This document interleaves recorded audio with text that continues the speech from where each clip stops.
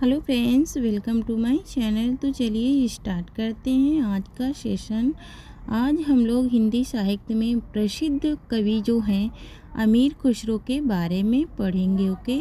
और एक आप लोगों से मेरी छोटी सी रिक्वेस्ट है कि प्लीज़ मेरे चैनल को आप लोग देखते हैं, मेरी वीडियोस तो देखते हैं लेकिन सब्सक्राइब नहीं करते हैं। तो यहाँ पर 49% लोग ऐसे हैं जो वीडियो तो देखते हैं लेकिन सब्सक्राइब नहीं करते हैं। ठीक है, तो फ्री में आपको इतना सारा कंटेंट मिल रहा है तो प्लीज़ आप मेरे चैनल को सब्सक्राइब कीजिए, ये छोटी सी रिक्वेस्ट है। ओके।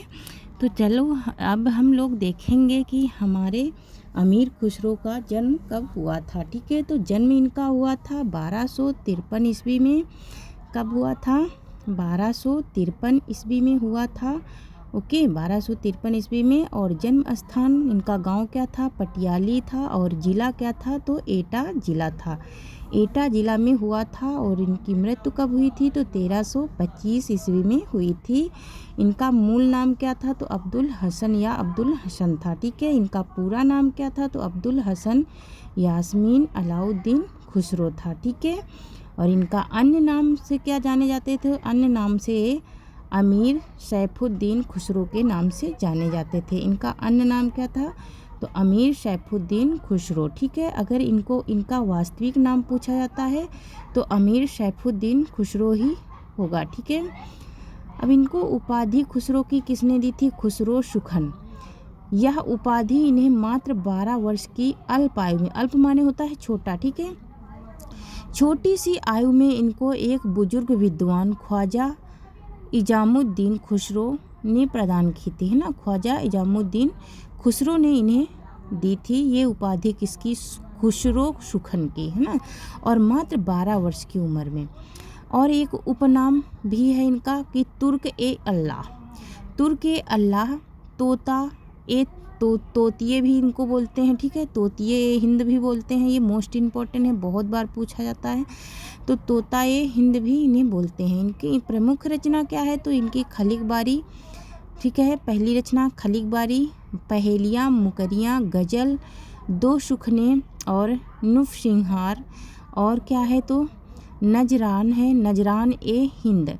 नजरान ए हिंद, नजरान ए हिंद के नाम से भी ये जानी जाती है। इनकी खलीक बारी जो रचना है ये शब्दकोश है। ठीक है, खलीक बारी रचना जो है ये इनका क्या है? शब्दकोश है। किसका? अमीर खुसरो का। ओके, तो ये तो हो गई इनकी इतनी रचनाएं। आगे इनका नरसंहार।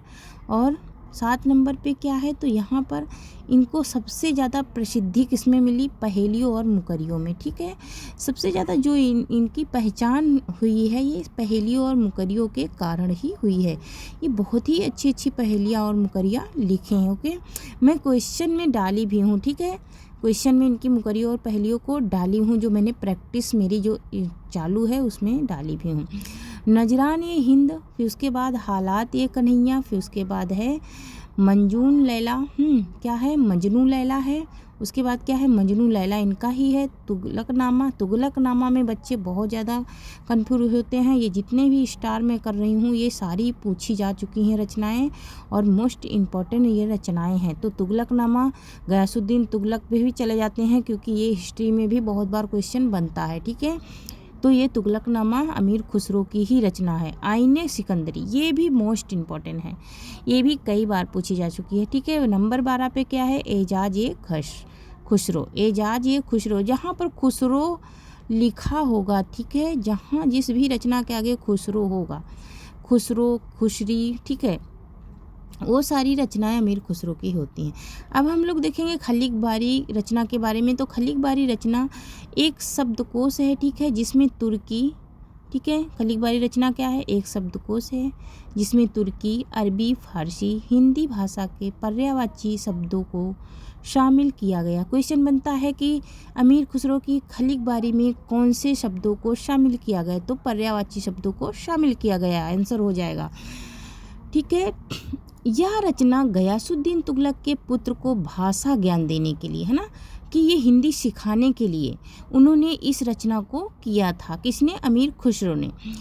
इनकी रचना नृपसंहार रचना के भारतीय बोलियों के संबंध में विस्तार से वर्णन, मतलब कि भारत में कितनी बोलियां बोली जाती हैं इसमें विस्तार पूर्वक इन्होंने लिखा है। किसमें? नृपसंहार में। इनको हिंदू, इस्लामी और समन्वित संस्कृत का प्रथम प्रतिनिधि कवि भी माना जाता है ना। किसका किसका? हिंदी का, इस्लाम का और संस्कृति का प्रथम प्रतिनिधि कवि भी माना जाता है। मोस्ट इम्पोर्टेंट ये पॉइंट हैं, ठीक है। ये खड़ी बोली हिंदी के प्रथम कवि भी माने जाते हैं। कौन? अमीर खुसरो, है ना।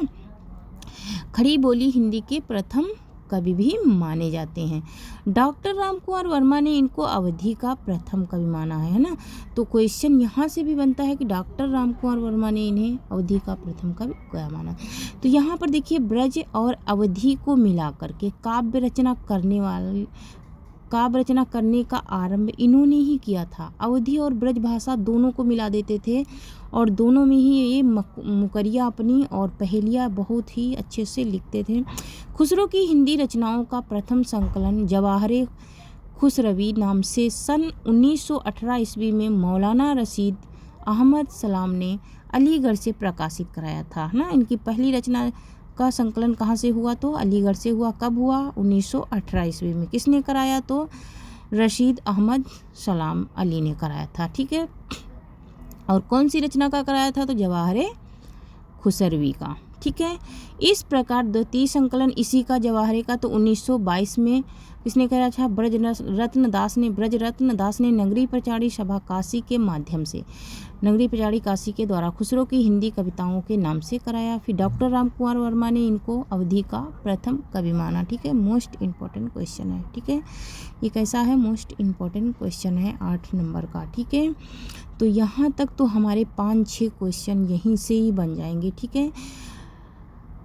पॉइंट नंबर 9 है, 9वां पॉइंट नंबर है कि ये अपनी पहेलियों की रचना के कारण सर्वाधिक प्रसिद्ध हुई, है ना। मैंने पहले ही बताया, मुकरियों और पहेलियों के लिए सर्वाधिक क्या हुए? प्रसिद्ध हुए, विख्यात हुए, जाने जाने लगे। इनका निम्न कथन भी अति प्रसिद्ध है। मैं हिंदुस्तान की तूती हूँ, अगर तुम भारत के बारे में वास्तव में कुछ पूछना चाहते हो तो मुझे पूछो। लेकिन किस में पूछो? इन्होंने कहा था, आगे क्या कहा था इन्होंने कि लेकिन पूछो, हिंदी में पूछो। उन्होंने कहा हिंदवी ये हिंद का नारा भी इन्होंने ही दिया था। किसने? अमीर खुसरो ने। ये भी पूछा जाता है एग्जाम में कि हिंदवी ये हिंद का नारा किसने दिया था? तो हिंदवी ये हिंद का नारा अमीर खुसरो ने ही दिया था।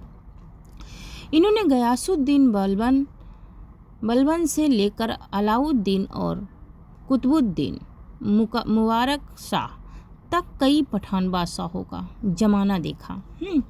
इन्होंने इन लोगों के ज़माने तक इन्होंने अपने कवि का कर्तव्य निभाया, ठीक है। और इनकी ही रचनाओं को देख करके बहुत ही प्रसन्न होते थे शासक। खासकर इनकी मुकरिया ही बहुत ही सुंदर ये लिखते थे, ठीक है। खुसरो के गीतों और दोहों में प्रयुक्त भाषा को देखकर ही प्रोफेसर आज़ाद को यह भ्रम हुआ था कि ब्रजभाषा से खड़ी बोली अर्थात इसका अरबी फारसी ग्रस्त उर्दू रूप निकल पड़ी। मतलब कि उन्होंने ब्रजभाषा से क्या क्या निकाला? खड़ी बोली को भी बनाया, ठीक है। और उसी को ग्रस्त करके उर्दू को भी बना दिया, ठीक है।